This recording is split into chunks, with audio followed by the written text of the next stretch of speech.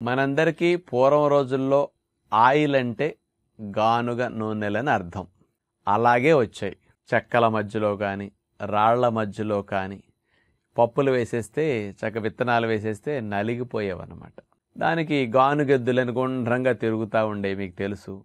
అట్లా తిప్పటం ద్వారా నలిగి చక్కగా ఆయిల్ సెపరేట్ చేసేవారు, ఆ కేక్ తీసేసేవారు. ఈ గానుగ నూనెలు యొక్క పరిస్థితి పూర్వం రోజుల నుంచి గడిచిన 80-100 సంవత్సరాల క్రితం వరకు అదే పద్ధతి కొనసాగింది.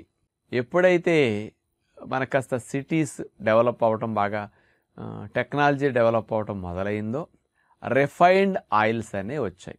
ప్రస్తుతం మనకు మార్కెట్లో దొరికే ఏ బ్రాండ్ ఆయిల్స్ అయినా, సన్ఫ్లవర్ ఆయిల్ అవ్వచ్చు, మరి ఆలివ్ ఆయిల్ అవ్వచ్చు, అట్లాగే పామ్ ఆయిల్ అవ్వచ్చు, రైస్ బ్రాన్ ఆయిల్ అవ్వచ్చు, నువ్వుల నూనె, ఆవ నూనె, వేరుశెనగ